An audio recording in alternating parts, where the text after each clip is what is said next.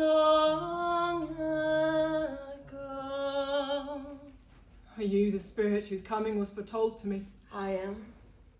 Who and what are you? I am the ghost of Christmas past. Long past? Your past. You are too bright, spirit. When you not wear your cap. What? Will you so soon extinguish the light that I give? Is it not enough that you are one of those whose passion made his cap and forced me to wear it so low upon my brow for so many years, that you continue to do so, even now? I did not mean to offend you. Spirit, what is it that brings you to this place? Your welfare. I am much obliged. Though I cannot help thinking. A night of unbroken rest. Your reclamation, then. Take heed, Ebenezer Scrooge. Rise and walk with me. There are things I must show you.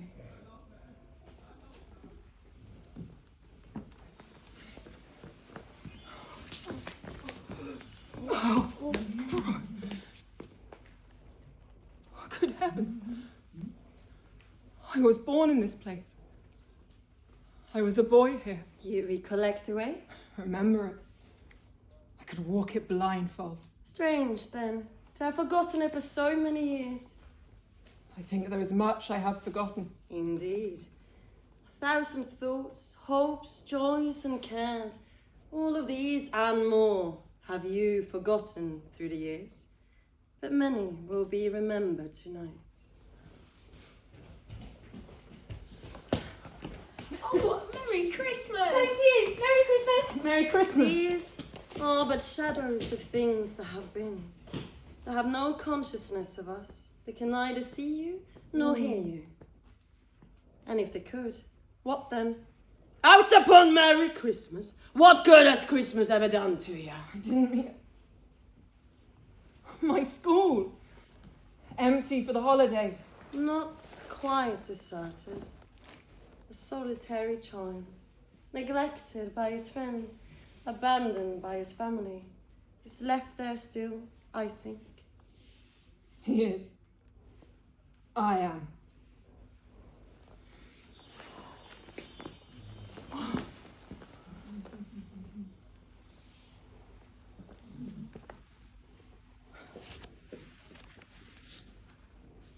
I was so lonely back then. But they kept me company. I could always rely on them. Who? Alibaba, Robinson Crusoe, Aladdin and his genie, the princess. I used to dream of adventuring with them all. If you'd have asked me, I'd have sworn I'd done it. Lonely, but never alone. Not while I had Dad. That poor boy. That poor boy. I wish. But it's too late now. What is it? Nothing. Nothing, just... There was a boy singing a Christmas carol at my door last night. I should like to have given him something, that's all. Let us see another Christmas in this place.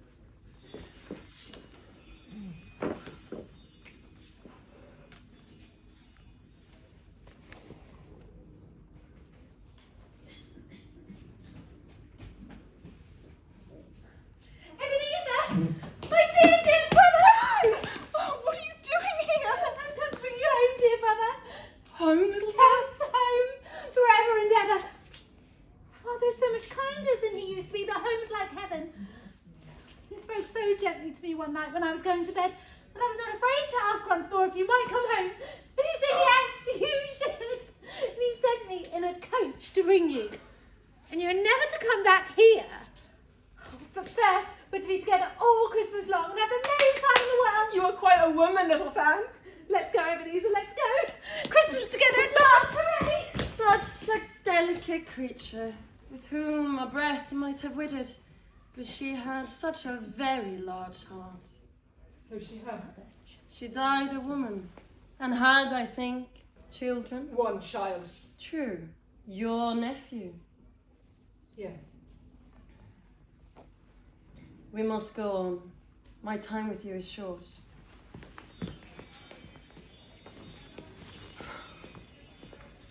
You know this place? know it. How should I not know the place I was apprenticed? Why, it's old Fezziwig. Oh, bless his heart, it's Fezziwig alive again. And Dick Wilkins, to be sure. He was very fond of me, I remember. Oh, they all were. And perhaps you returned their feelings? Yo, my boys, no more work tonight. Christmas Eve and our guests will soon be here. Let's have the shutters up and clear the space in the main chamber to give ourselves a room for dancing. Oh, Ebenezer. Sir? There's someone coming tonight who I particularly wish to introduce you to. A rather charming young lady I think you might have a great deal in common with. This is all very well, my boy. What is work? What is life worth? You take no time to seek out those souls with whom you can share it, who can help you give it real meaning. Very good. Come and find me when you're ready.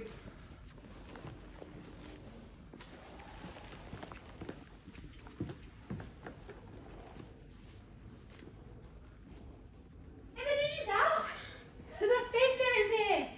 Come and hear him play. And Mr. Fezziwig's daughters have just arrived, all dressed in satin and tulle. And each one positively glowing with beauty. And each one also trailed by more suitors than she knows what to do with, I do not doubt. Perhaps. But not one of them has asked yet, Ebenezer, have they? Come, let's go and make their choices significantly easier. What a night that was, hey? Yes. Mrs. Fezziwig's were not for you, though, were they?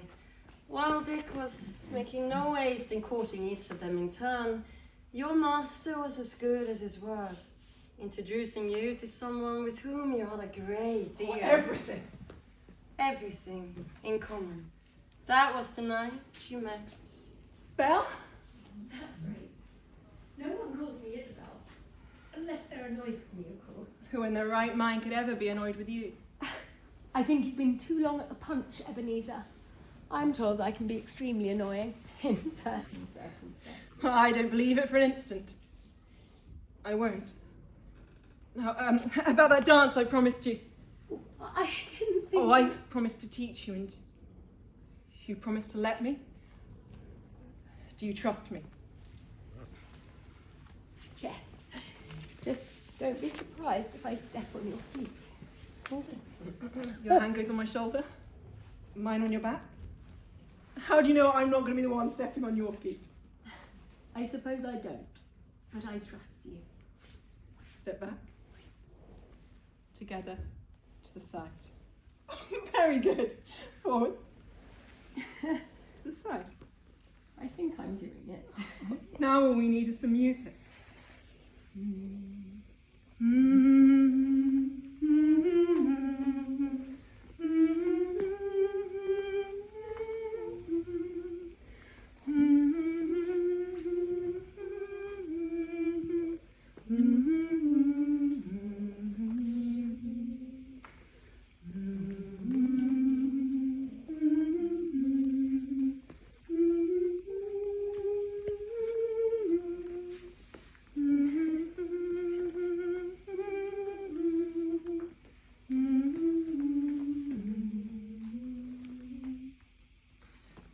What a lovely locket.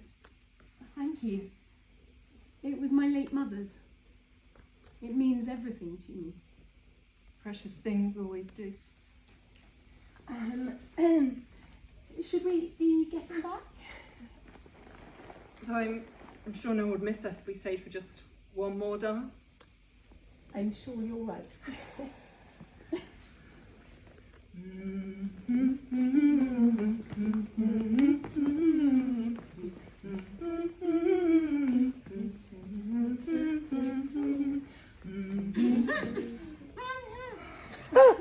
Please don't look like that. You look wonderful together. Ebenezer's a very good teacher. Well, evidently. Although I should say it's helped by the fact that you seem to be a very good student. Isabel! Isabel, where are you hiding? I promised Mrs. Fezziwig I'd be back to help her with... She's chosen a special costume for the final dance of the evening. It's a surprise for Mr. Fezziwig, I think. Those two really are ideally suited to each other, aren't they? Yes, they are. I can only hope that one day I'll be as happy with someone as well matched to me. I'm just coming, Mrs. Fezziwig. Might I see you? Oh, I look forward to the next time. Good night. Ebenezer.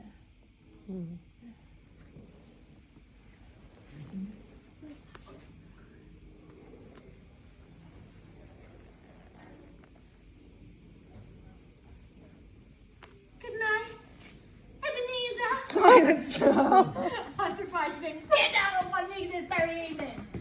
Don't want to let her slip away unclaimed. Not when the Mrs. Fezziwig have left a veritable maelstrom of disappointed suitors out there, looking around for new objects of affection to fix upon. That would perhaps have been a little premature. A little. You can't It's be. too soon to say, but Mr. Fezziwig always says when you find that person, the one you're meant for, who's meant for you, you just know. Even if it takes you completely by surprise. And you think Belle might be your person? Good Lord. Well, she is unpleased for you. No one deserves happiness more than you, Ebenezer. Thank you, my friend. No, you felt about the company tonight, then. Fezziwig be And praised. what about the food? The salmon alone was out of this world, and don't even get me started on the beef. The beef, the chestnuts, the fruit, and the candied rinds. Oh,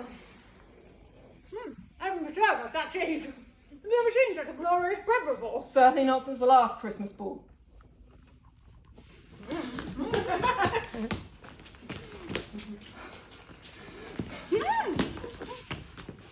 Come on!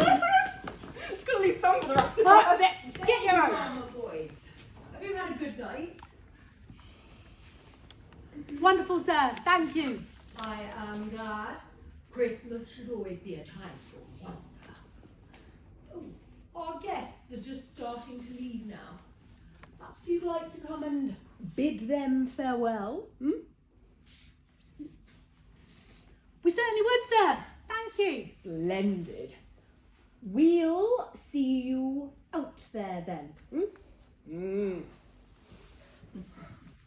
Well, we are lucky, aren't we, to serve under such a master? Stories never hoped to be apprenticed to such a model of generosity and kindness. Stories you hear from others are afraid only that he would not be mean or violent. Could never have imagined that he would be all that he is. Nor I. We are truly lucky, and I'm profoundly grateful for it. And now, shall we repay his kindness by waving off his guests as requested? Anyone in particular?